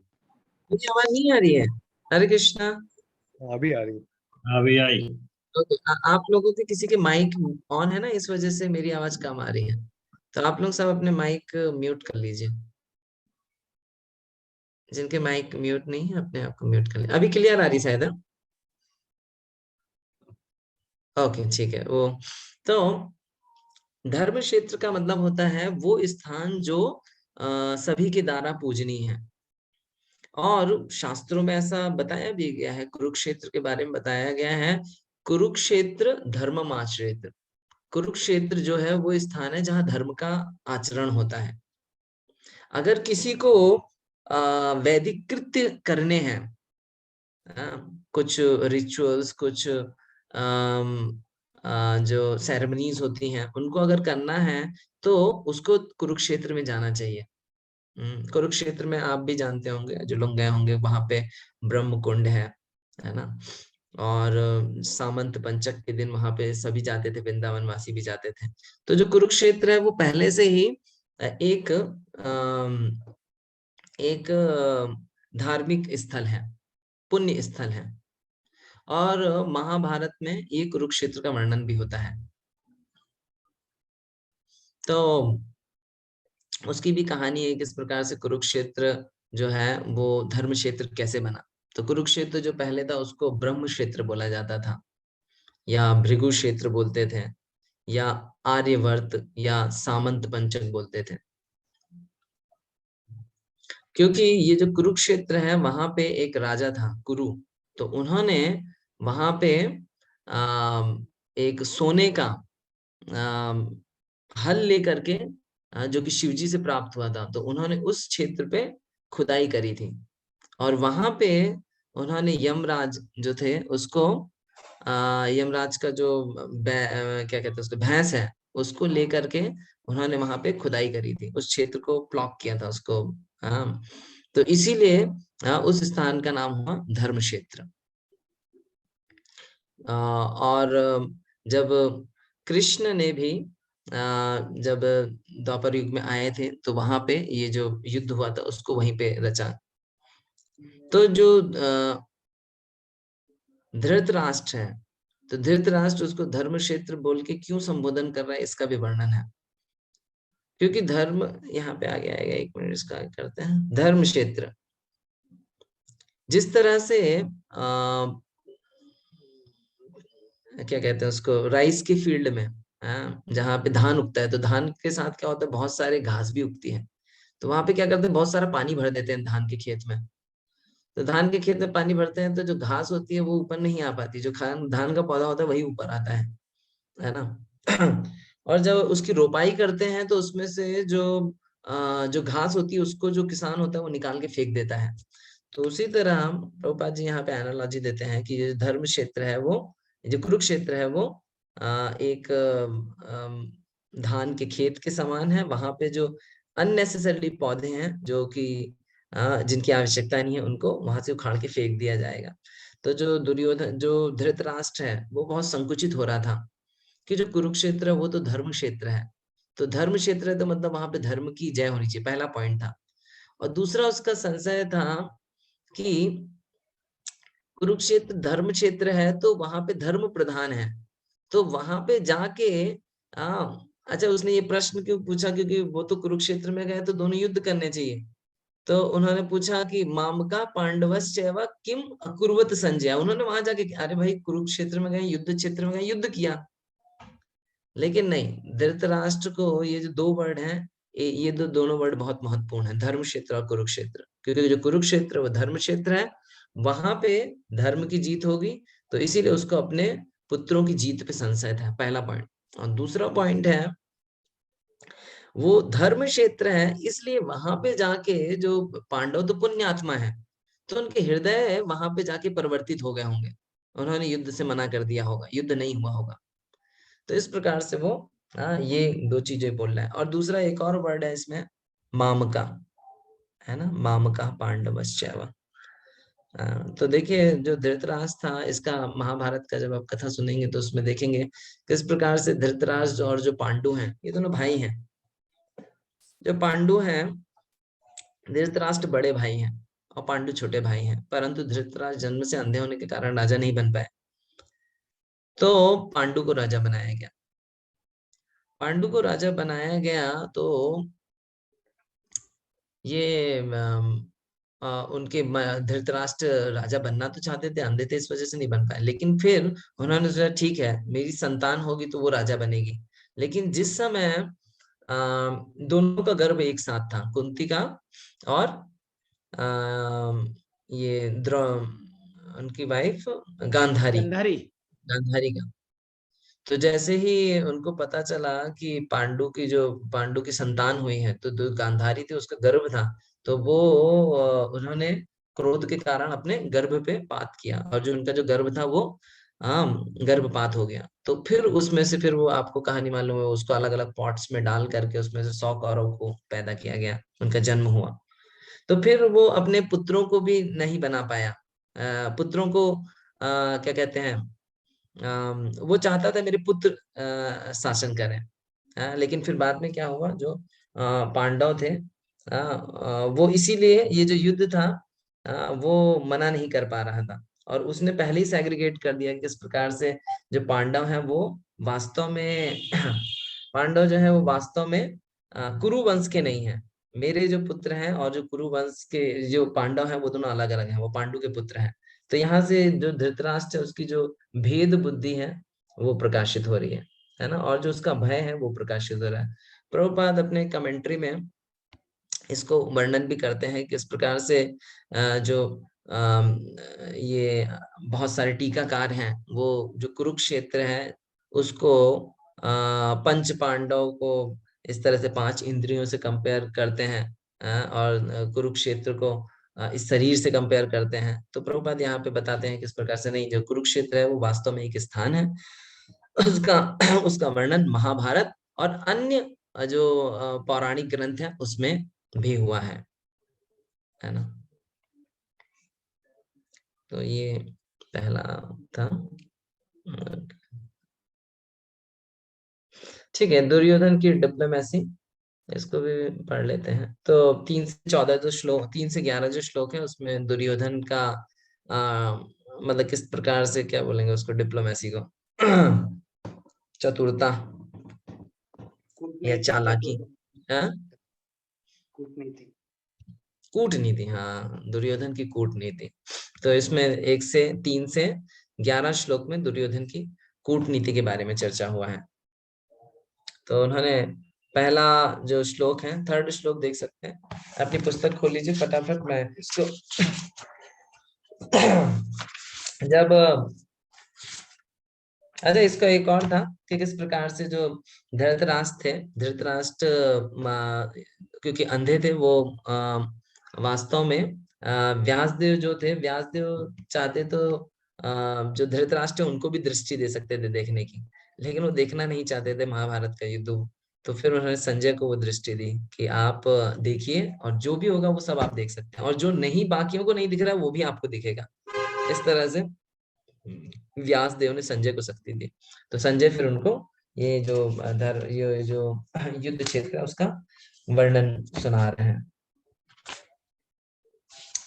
फिर संजय बताने लगते हैं जो दुर्योधन की जो व्यूह रचना है उसके बारे में चर्चा करते हैं। 3रे श्लोक में ये बताते हैं, पश्यताम पांडुपुत्राणाम आचार्यम महतीम च मोम व्यूढ़म द्रुपद पुत्रेण तव शिष्येन धीमता। तो जो दुर्योधन है वो बोलते हैं, जो उनके लीडर हैं, कौन है जो सेना नायक है? धृष्टद्युम्न। नहीं, धृष्टद्युम्न नहीं है। भीष्म पितामह। नहीं है। सेना नायक द्रोणाचार्य। सेना नायक द्रोणाचार्य अभी बाद में बनेंगे, भीष्म पितामह बनेंगे। तो द्रोणाचार्य के पास जाते हैं, ओ माय टीचर, क्योंकि द्रोणाचार्य उनके गुरु हैं।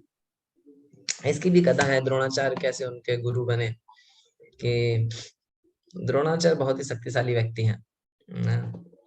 और ठीक है, ये दोनों कहानी को एक साथ बताएंगे हम। तो इसमें बताते हैं, द्रुपद पुत्रेण व्यूढ़म द्रुपद पुत्रेण तव शिष्येन धीमता। O my teacher, behold the great army of the sons of Pandu. ये देखो, ये सामने जो पांडवों ने जो आर्मी सजाई है उसको देखो। So expertly arrange by your intelligent disciple the son of Drupad. ये आपके ही वास्तव में एक आपके जो शिष्य हैं, आपके बहुत बुद्धिमान शिष्य जो कि द्रुपद का पुत्र है, उसने बहुत ही बुद्धिमानी से इसको सजाया हुआ है। तो यहाँ पे इसको बोलते हैं कूटनीति। कूटनीति मतलब होती है ऐसे शब्दों का उपयोग करना जो कि उस समय लाभप्रद है, मतलब जिनसे आप फायदा ले पाए। किसी बात को हम सीधे भी बोल सकते हैं। वो यहाँ पे द्रुपद का पुत्र ना बोल के धृष्टद्युम्न भी बोल सकता था। धृष्टद्युम्न उनके पुत्र का नाम है, लेकिन द्रोणाचार्य और द्रुपद की बैर है, तो इसीलिए वो उसके नाम, उनके पिताजी का नाम लेके उनको गुस्सा दिला रहा है। एक्चुअली क्या था, जो दुर्योधन था उसको डाउट भी था। उसको डाउट क्या था, वो क्योंकि उसको मालूम था ये द्रोणाचार्य जो है इसका एक विशेष प्रेम है पांडवों के प्रति। क्योंकि उसके पहले जब वो लोग ट्रेनिंग ले रहे थे तो उसकी बहुत सारी कहानियां हैं कि किस प्रकार से जो पांडव थे उन्होंने बहुत संतुष्ट किया था द्रोणाचार्य को। और द्रोणाचार्य बहुत ही ज्यादा कन्विंस थे अर्जुन की जो आर्ट थी, स्किल्स पे बहुत ज्यादा कन्विंस थे। तो उनको लग रहा था कि ये युद्ध करते समय कॉम्प्रोमाइज करेंगे, कि क्योंकि इनको प्रिय शिष्य हैं तो हो सकता है उतने अच्छे से युद्ध ना करें। तो उनको थोड़ा उनके पास जाना, उनको क्रोध दिलाना, ऐसी बातों को बोलना जिससे उनके अंदर का जो क्रोध है वो प्रकाश हो। तो इसीलिए वो द्रुपद पुत्रेण,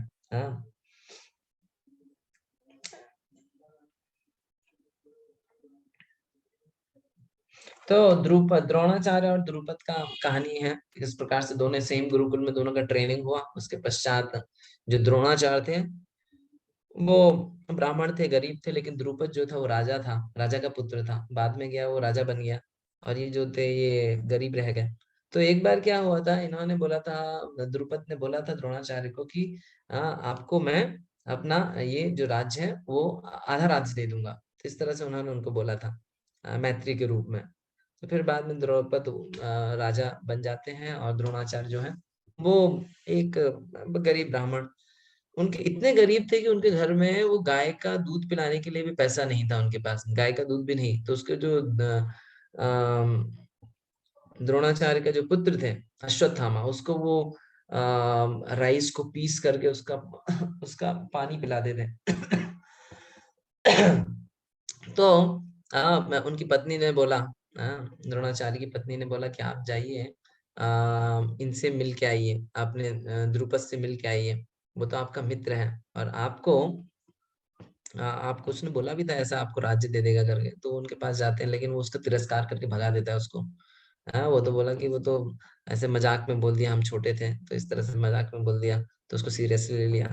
इस तरह से उनकी बेइज्जती करके वहां से भगाते हैं। तो जब द्रोणाचार्य एक यज्ञ, द्रोणाचार्य इनको बोलते हैं अपने, जब ये शिष्य लोग इनसे ट्रेनिंग ले रहे होते हैं पांडव लोग, तो पांडव लोगों को बोलते हैं कि वो गुरु दक्षिणा के रूप में द्रुपद को पकड़ के लेके आने के लिए बोलते हैं। द्रुपद को पकड़ के लेके आ जाते हैं वो पांडव लोग, बांध के लिए आते हैं उसको।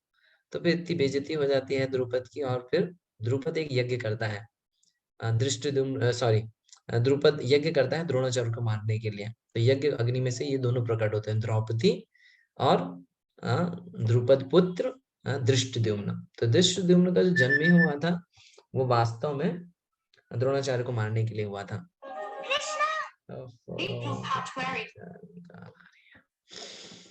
ओके, तो द्रोणाचार्य को मारने के लिए ही धृष्टद्युम्न का जन्म हुआ था। तो वो इसलिए उसका, और वो ये जो था धृष्टद्युम्न उन्हीं के पास ट्रेनिंग के लिए आया था। और ये द्रोणाचार्य को मालूम भी था कि ये जो द्रुपद का पुत्र है धृष्टद्युम्न, इसका जन्म ही हुआ है मुझे मारने के लिए। लेकिन जब वो उनके पास ट्रेनिंग के लिए आए, क्योंकि जो द्रोणाचार्य थे वो सबसे बेस्ट आर्कर थे, सबसे बेस्ट धनुर्धर थे, योद्धा थे, टीचर थे। तो जो द्रुपद है उन्होंने उसको धृष्टद्युम्न को उन्हीं के पास भेजा, तो फिर उनसे ही ट्रेनिंग ली। तो उसको मालूम भी था द्रोणाचार्य को, परंतु फिर भी उन्होंने उनको ट्रेनिंग दी। तो प्रभुपाद जी वहां पे लिखते भी हैं कि that is the liberal behaviour of a ब्राह्मण। ब्राह्मण का इस तरह से उदार भाव के होते हैं, वो संकुचित मनोभाव के नहीं होते ब्राह्मण लोग, है ना। उनको मालूम है फिर भी ये मारेगा मुझे, लेकिन उसको सारे ही जो ज्ञान था द्रोणाचार्य ने उनको दिया। तो यहाँ पे जो द्रोणाचार्य दुर्योधन है उसकी डिप्लोमेसी का एग्जाम्पल दिया गया है। ये इसको पढ़, ठीक है मैं पढ़ देता हूँ। Dronacharya knew that Drupad Maharaj has got his son. Dronacharya को मालूम था कि द्रुपद महाराज का पुत्र है, इन फ्यूचर ही वुड किल मी, वो मुझे मारेगा। Still, when he was offered to become his disciple, लेकिन जब उन्होंने उनका शिष्य बनना स्वीकार किया, to learn military art, ये जो मिलिट्री युद्ध कला सीखने के लिए द्रोणाचार्य ने उनको स्वीकार कर लिया। Yes, that means the Brahmanas were so liberal, इसीलिए जो ब्राह्मण हैं इतने उदार मनोभाव के होते हैं। When he is coming as my disciple, never mind, he would kill me in future, वो मेरे शिष्य के रूप में मेरे शिष्य बनना चाहते हैं, कोई फर्क नहीं पड़ता अगर वो मुझे मारेगा भी। That doesn't matter, but I must give him teaching, तो क्योंकि वो ब्राह्मण है, उनका कर्तव्य है ज्ञान देने का, उनके पास अगर वो आ रहे हैं तो he must give him knowledge। तो इस तरह से द्रोणाचार्य को उन्होंने उकसाने का प्रयास किया। डायरेक्ट ये नहीं बोला धृष्टद्युम्न ने बनाई ये, बल्कि द्रुपद के पुत्र ने बनाया।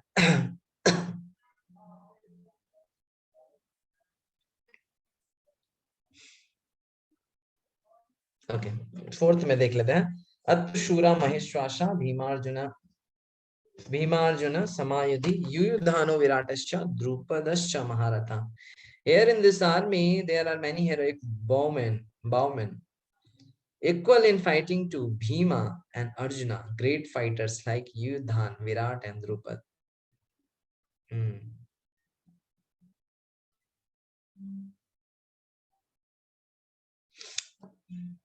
Prabhupada तात्पर्य में लिख रहे हैं, even though Drishtadyumna was not a very important obstacle in the face of Dronacharya's very great power in the military, here there were many others who were causes of fear.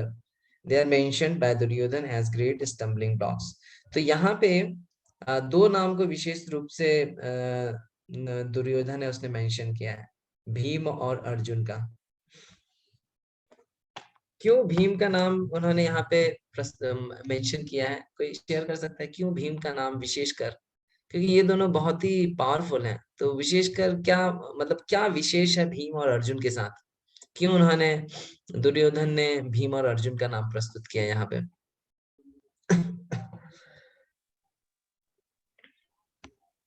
हरे कृष्णा प्रभु जी, दंडवत प्रणाम, हरि बोल। Yes प्रभु जी, हमेशा दुर्योधन का और भीम कोई competition होती रहती थी और हमेशा दुर्योधन उसमें डिफीट होते रहते थे। तो एक भय तो था कि भीम आगे चल को वो सर्वनाश करेंगे इनका, दुर्योधन का, तो भय था उनके पास में।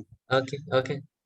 और जो अर्जुन थे उससे भी भयभीत रहते थे, क्योंकि उनके जो दोस्त के कारण उसको भी अर्जुन ने कई जगह डिफीट किया था। तो वो बिल्कुल निश्चित रूप से जानते थे कि मैं अर्जुन और भीम को पराजित नहीं कर सकता, इसलिए भय के कारण वो हमेशा इनका नाम लेते थे। Very good.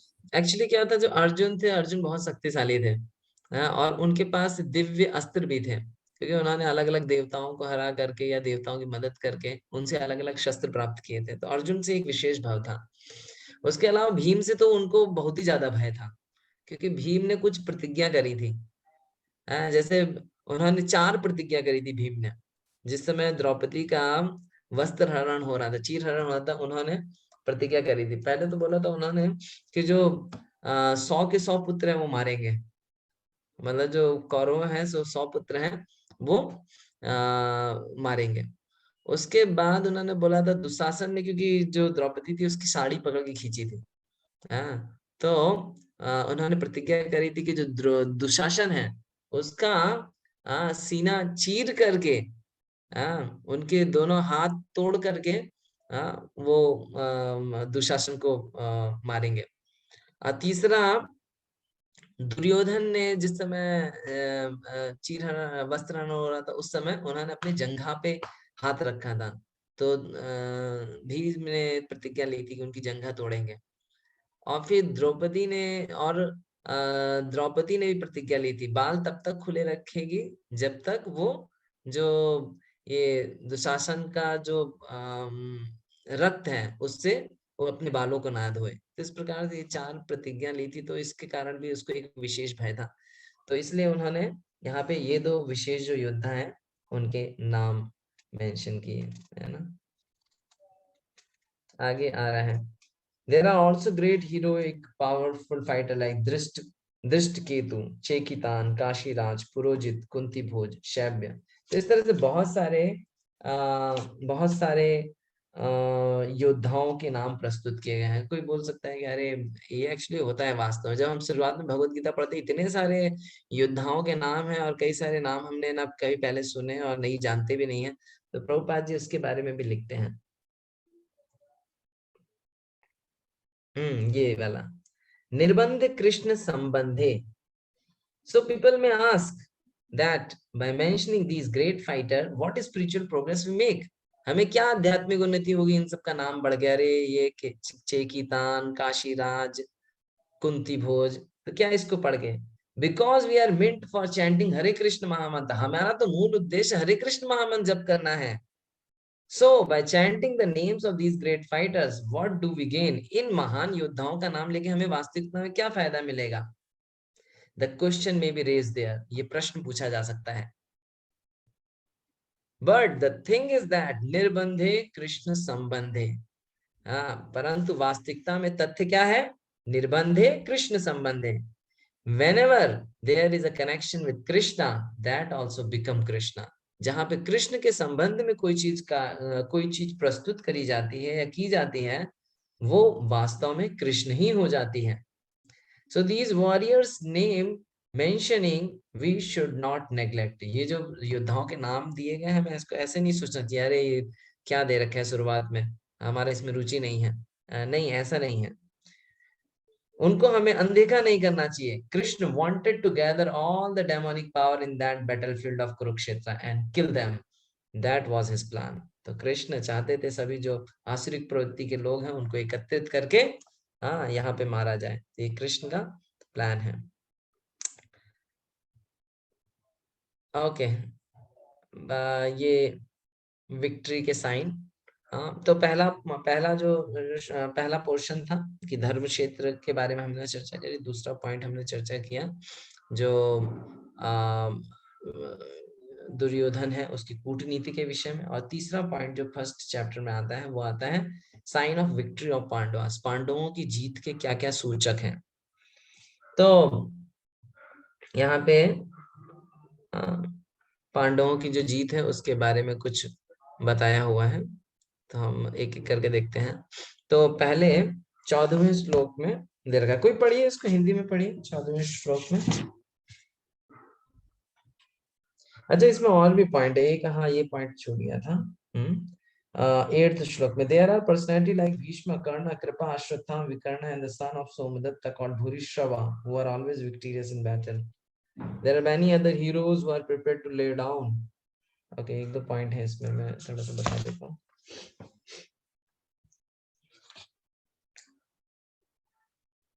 ठीक है, 7वें श्लोक में अपन देखेंगे। 7वें श्लोक में बोलते हैं, तो जब इन्होंने इस प्रकार से बोला जो अपने कमांडर इन चीफ है, तो जब उनको इस प्रकार से बोला तो उनको ऐसा नहीं लगने लगे कि अरे भैया ये सामने वाले की ही सेना के बारे में बता रहे कौन कौन है, अरे उनके वहां तो ये लोग हैं, ये युद्ध करने के लिए हैं। ऐसा ना लगने लगे कि अरे हमारी पार्टी में तो कोई है ही नहीं। लेकिन 7वें श्लोक में तो दुर्योधन है बोलते हैं ये चिंता करने की बात नहीं, आपकी सूचना के लिए मैं बता देता हूँ। Let me tell you about the captains who are specially qualified to lead my military force, जो मेरे पक्ष में युद्ध करने के लिए आए हैं। फिर वो अपने बारे में बताते हैं, भीष्म, कर्ण, कृपा, अश्वत्थामा, ये सब लोग हमारे साइड से आए हैं। और 9वां श्लोक भी इम्पोर्टेंट है। 9वें श्लोक में बताते हैं there are many other heroes, बहुत सारे योद्धा लोग युद्ध करने के लिए आए हैं जो कि मेरे लिए अपना जीवन भी त्याग कर देंगे। ये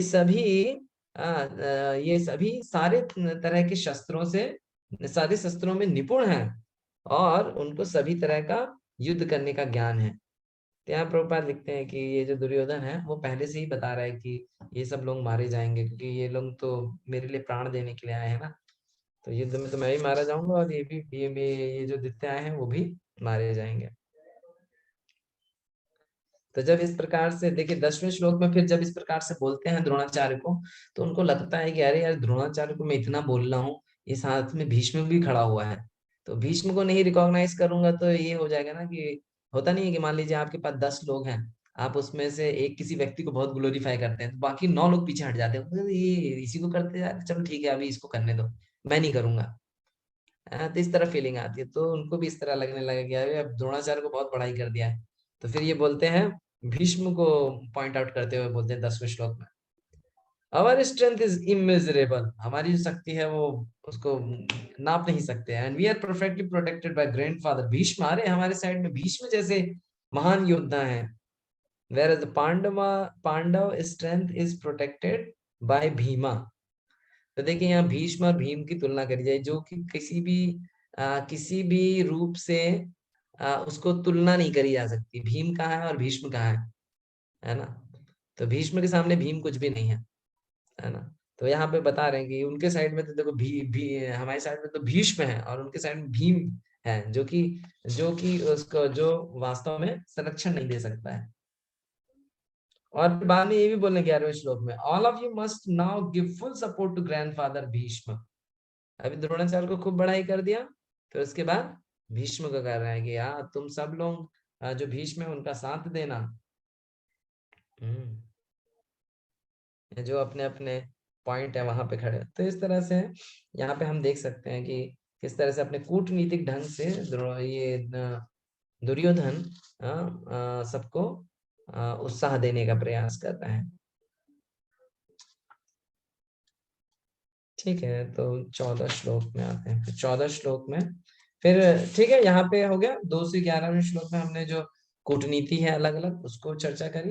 ये आपके क्वेश्चंस में भी आएगा पांडव ये जो दुर्योधन की कूटनीति के बारे में, और ये जो sign of victory of the Pandava की जो विजय होने के जो सूचक हैं उसके बारे में, तो इसको पढ़ सकते हैं। 13वें श्लोक में जब हम पढ़ेंगे तो 13वां श्लोक देखिए। अच्छा आप लोग पढ़िए, आपके पास हिंदी भगवत गीता होगी किसी के पास, आप लोग हिंदी में से पढ़िए कोई। हरे कृष्ण प्रभु, दंडवत प्रणाम। श्लोक नंबर 14 पढ़ो प्रभु। हाँ 14 नहीं 13 पढ़िए जी। तत्पश्चात शंख नगाड़े बिगुल तुरही तथा सींग सहसा एक साथ बज उठे, वह समवेत स्वर अत्यंत कोलाहल पूर्ण था। हाँ ठीक है। अच्छा इसके ऊपर वाला भी पढ़िए, 12 भी पढ़िए। तब कुरुवंश के वयोवृद्ध परम प्रतापी एवं वृद्ध पितामह ने सिंह गर्जना की सी ध्वनि करने वाले अपने शंख को उच्च स्वर से बजाया, जिससे दुर्योधन को हर्ष उत्पन्न हुआ। हाँ तो देखिए यहाँ पे जो पीछे के जो श्लोक थे उसमें दुर्योधन को बहुत टेंशन थी, सबको जाके उत्साह दे रहा, द्रोणाचार्य के पास जा रहा, भीष्म के पास जा रहा। तो भीष्म उसको समझ गए थे कि इसको बड़ा टेंशन है, तो उन्होंने तुरंत अपना शंख उठा के बजाया, जिससे दुर्योधन को थोड़ा सा मतलब संतावना हो कि भैया ये लोग सभी लोग युद्ध करने के लिए रेडी हैं, उत्साही हैं। नहीं तो उसको डाउट भी था कि ये लोग कॉम्प्रोमाइज कर जाएंगे करके। उसके बाद ये 12-13 श्लोक में तो दुर्योधन का वर्णन आ गया। अभी 14 श्लोक इम्पोर्टेंट है। 14 श्लोक में क्योंकि यहाँ पे पांडवों ने शंख बजाया और पांडवों के शंख बजने से क्या हुआ ये इम्पोर्टेंट है। तो गौरंग प्रभु जी पढ़िए 14 ट्रांसलेशन। हरे कृष्णा हरे कृष्णा हरे कृष्णा हरे कृष्णा। 14वां, दूसरी ओर से श्वेत घोड़ों द्वारा खींचे जाने वाले विशाल रथ पर आसीन कृष्ण तथा अर्जुन ने अपने अपने दिव्य शंखों को बजाया। हाँ, दिव्य शंखों को बजाया अपने अपने, है ना। अच्छा इसमें आगे आएगा कि उनके हृदय विदीर्ण होने लगे, ये आगे के श्लोक में आएगा। हाँ तो यहाँ पे 14 जो श्लोक है, 14 श्लोक में अच्छा यहाँ पे हम जो क्या बोलेंगे उसको सूचक हैं, पांडवों की जो जीत के सूचक है उनको चर्चा कर रहे हैं। तो 14 श्लोक में माधव जो शब्द है वो एक सूचक है, क्योंकि यहाँ पे कृष्ण को माधव बोला गया है, माधव पांडवश्चैव। माधव मतलब जो the husband of goddess of fortune, Lakshmi Devi के हस्बैंड के रूप में। तो जब लक्ष्मी देवी के हस्बैंड, जो कि लक्ष्मी देवी कौन है, सौभाग्य की देवी है। तो सभी जो पुण्य है, जो सौभाग्य है, वो उसके उसके जो पति देव हैं वो यहाँ पे खड़े हैं, तो निश्चित रूप से सारा सौभाग्य पांडवों के पास ही जाने वाला है, वही युद्ध को जीतने वाले हैं।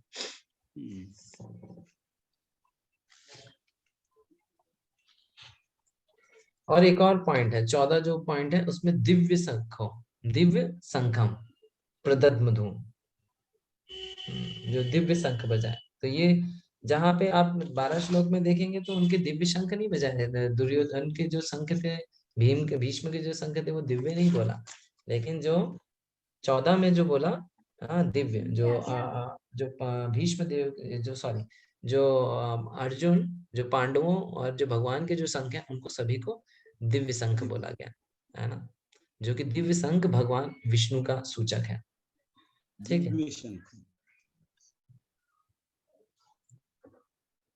14 में ही दे रखा है चैरियट, हाँ, फ्रॉम अग्नि, चैरियट फ्रॉम अग्नि।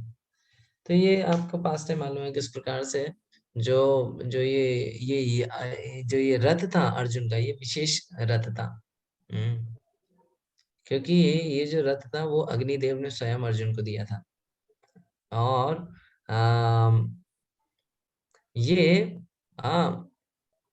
सभी दिशाओं को विजय प्राप्त करने के लिए सक्षम था।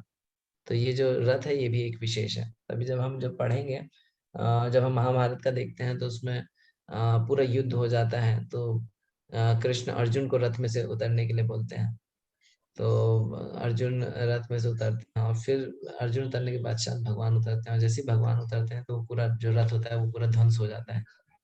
तो जो रथ था वो भी अग्निदेव के द्वारा दिया गया था अर्जुन को, और जो कि सभी दिशाओं को जीतने में सक्षम था। और ये 20वें श्लोक में कपिध्वज का बताया गया, तो इसको भी अपन देख लेते हैं इसमें, क्योंकि बाकी के जो श्लोक है 15 में अलग अलग शंखों का वर्णन किया गया है। भीम को वृकोदर बोला गया है, प्रभुपाद वृकोदर के बारे में बताते हैं। वृक उदर, वृक मतलब होता है बड़ा, उदर मतलब पेट, तो जो ज्यादा खाने वाले हैं, लेकिन भीम खाली ज्यादा मानवीय कार्य करने वाले, हाँ, बल्कि बहुत महान कार्य करने वाले भी हैं, वो बड़े बड़े कार्य करने वाले हैं भीम, है ना। फिर यहाँ पे 16 से 18 में अलग अलग शंखों का वर्णन दिया गया है, और अलग अलग सेनापतियों का वर्णन दिया गया है। हाँ, ये 19 श्लोक में देखिए, सा घोषो धार्तराष्ट्राणाम हृदयानि विदारयत नभश्च पृथ्वीम चैव तुमलो अभ्यानुनादयन। इसमें बोलते हैं जो पांडवों के जो इस तरह शंख बजे, उस शंख को सुन करके सभी के हृदय विदीर्ण हो गए।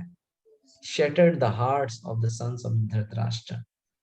तो ये जो दिव्य शंख थे, उनके प्रभाव के कारण उनके हृदय में कंपन, उनके हृदय में भय उत्पन्न हो गया।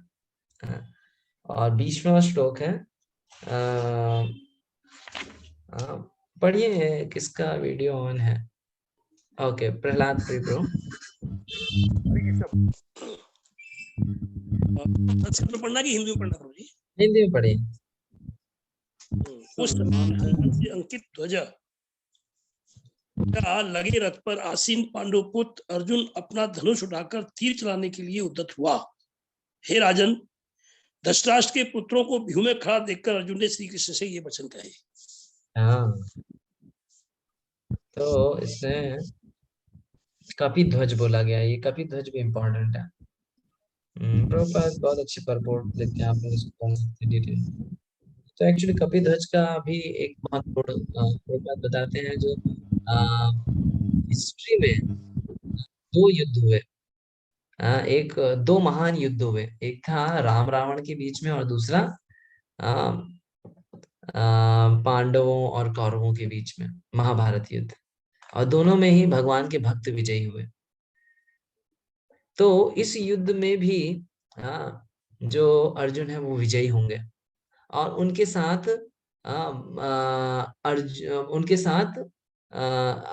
जिस तरह से राम के साथ हनुमान जी थे और वो विजयी हुए, तो यहाँ पे भी हनुमान जी साक्षात प्रेजेंट हैं। इसका भी पास टाइम, एक बार ये लोग पांडव लोग बद्रिक आश्रम गए थे। तो बद्रिक आश्रम में वहां पे उन्होंने जो हनुमान जी से उनकी मुलाकात हुई थी। तो हनुमान जी ने उनको आशीर्वाद दिया था कि किस प्रकार से जब युद्ध होगा तो मैं तुम्हारे पताके में उपस्थित रहूं, तुम्हारे रथ के ऊपर उपस्थित रहूंगा, और जब तुम चिल्लाओगे तो मैं तुम्हारे पीछे चिल्लाऊंगा, और उस ध्वनि से सामने वाले के जो हृदय हैं वो कंपित हो जाएंगे। तो इस प्रकार से जो हनुमान जी की कृपा थी, जिससे राम रावण का युद्ध जीता, उसी प्रकार से यहाँ पे भी जो हनुमान जी हैं वो साक्षात रथ के ऊपर हैं। तो ये कुछ सूचक हैं। एक तो माधव, यहाँ पे सूचना किए गए कि लक्ष्मी के जो पति हैं, जो सौभाग्य की जो स्त्री है उसके पति हैं, भगवान कृष्ण स्वयं उपस्थित है। दिव्य शंखम, जो शंख हैं वो दिव्य हैं, जो भगवान विष्णु के सूचक हैं। जो रथ है वो विशेष है क्योंकि ये अग्नि के द्वारा दिया गया है। ये सभी तरह की दिशाओं में युद्ध करने के लिए सक्षम है और जीतने के सक्षम। कपिध्वजा अर्जुन के जो रथ में हनुमान जी स्वयं उपस्थित हैं। जिस तरह से रामचंद्र जीते थे हनुमान जी की उपस्थिति में, उसी तरह यहाँ पे भी अर्जुन युद्ध जीतेगा। ठीक है, इसका लास्ट पॉइंट इंपॉर्टेंट है, इसमें थोड़ा डिस्कशन की आवश्यकता है, तो हम इसको कल चर्चा करेंगे आगे। 20 तक तो 22 तक हमें कवर करना था, हमने 20 तक कवर किया। ठीक है, अभी किसी का कोई प्रश्न है, एक दो तो हम चर्चा करेंगे, और नहीं तो हम कल मिलते हैं आगे डिस्कशन करने के लिए। यस प्रो, माधव शका प्रो, आप कुछ बोलना चाहते हैं?